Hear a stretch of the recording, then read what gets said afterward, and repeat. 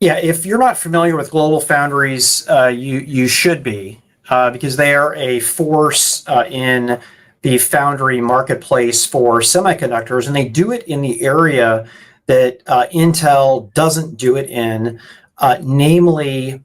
They do it for 5G RF, IoT, automotive, and focus on silicon photonics. And the reason that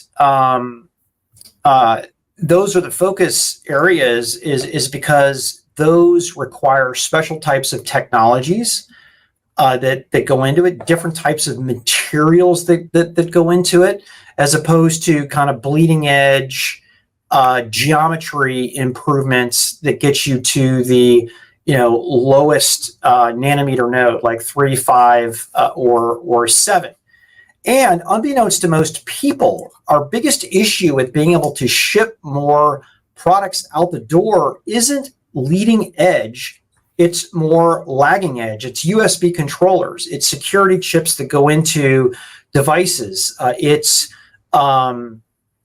chips that go into displays as we've moved from desktop to going more mobile. So with that basis here, GlobalFoundries, who is planning on going IPO in the next 18 months, did get, there was a rumor about Intel buying them. I totally get it for Intel.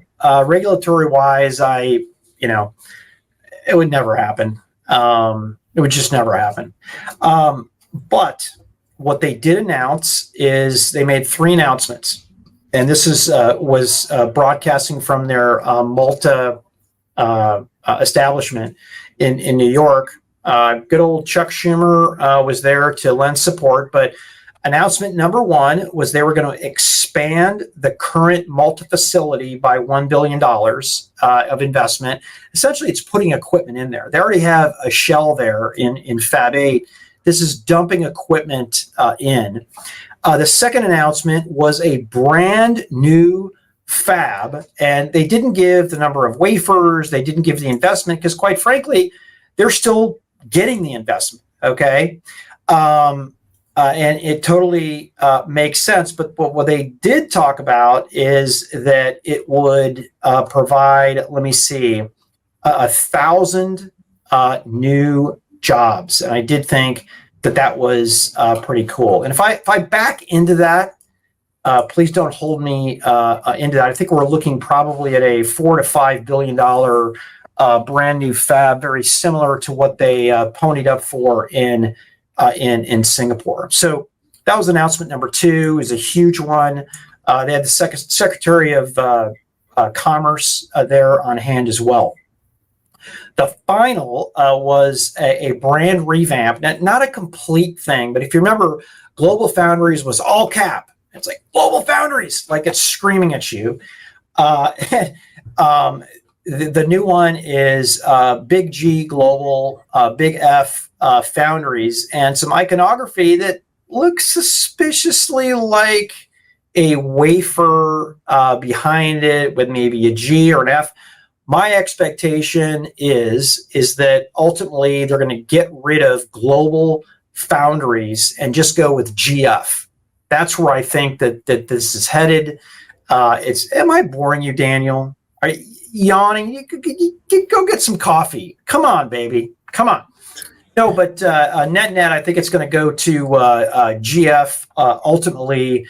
And we can get on with her. A lot of people ask me, why didn't they just change the complete name? I hate the word global. Well, you know what?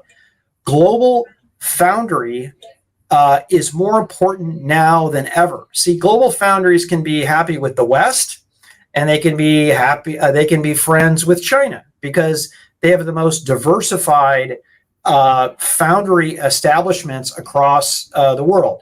Singapore, Germany, United States, and even more. Okay, there we're at.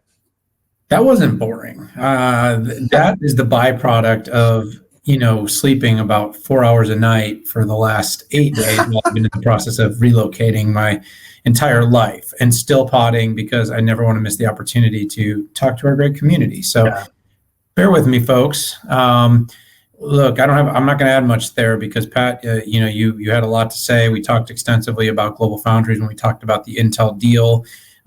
You're right, probably not much of a possibility, although I could see how Intel would love to see that deal happen so that they can then put pressure on regulators to not allow a different deal that's going on out there to happen concurrently. Now, last thought on GlobalFoundries as a whole is, Intel's remarks, had some remarks about the chip shortage being its most acute here in the second half of 2021 as part of its earnings today. And to me, that just means there's a multi-year opportunity on the lagging and leading edge to create and to fulfill those gaps in production in the marketplace. And GlobalFoundries is very well positioned. And that's probably another reason why an IPO would be very friendly, because of all the attention right now that the market is getting for fabs that can actually produce volumes of chips to fill all these supply chain woes.